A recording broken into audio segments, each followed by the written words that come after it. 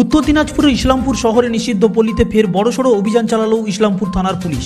অভিযানে 4 জন নাবালিকা সহ মোট 7 জন তরুণীকে উদ্ধার করা হয়েছে। মানব পাচার ও নাবালিকাদের যৌন ব্যবসায় জড়িয়ে পড়ার অভিযোগের তদন্তে এই অভিযান চালানো হয়। ঘটনাকে ঘিরে এলাকায় ব্যাপক চাঞ্চল্য সৃষ্টি হয়েছে।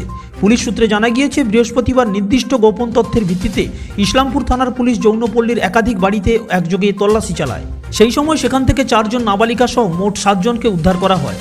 উদ্ধার হওয়া নাবালিকাদের বয়স যাচাইয়ের পাশাপাশি পরিবারের সন্ধান ও কিভাবে তারা সেখানে পৌঁছলো তা খতিয়ে দেখা হচ্ছে।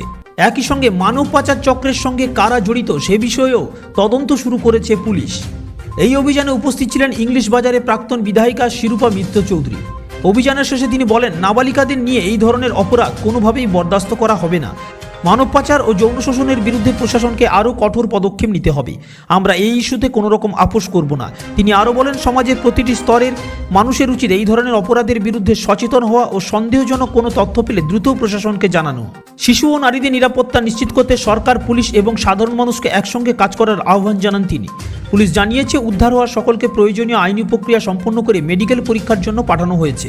নাবালিকাদের পরবর্তীতে শিশু কল্যাণ কমিটির কাছে পেশ করা হবে। পাশাপাশি তাদের কাউন্সেলিং এবং পুনর্বাসনের বিষয়েও প্রয়োজনীয় ব্যবস্থা গ্রহণ করা হবে।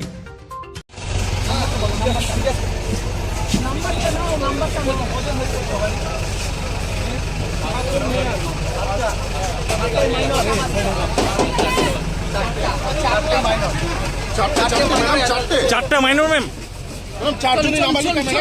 এই ইনফরমেশনটা যদি নাবালিকা ছাড়া আমরা কাজ করছি না। নাবালিকা ম্যাডাম, বিগত সরকারের আমলে সে সময় তো চলতো, কেন হয়নি কি মনে করেন? সরকার এগুলোর পৃষ্ঠপোষক ছিল।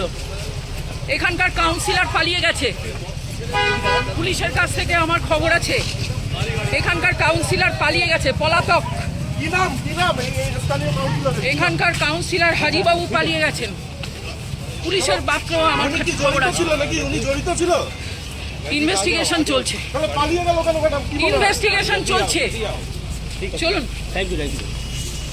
দূর থাকুন, নাম জানেন না, আমাকে ইন্টারভিউ করতে এসেছেন।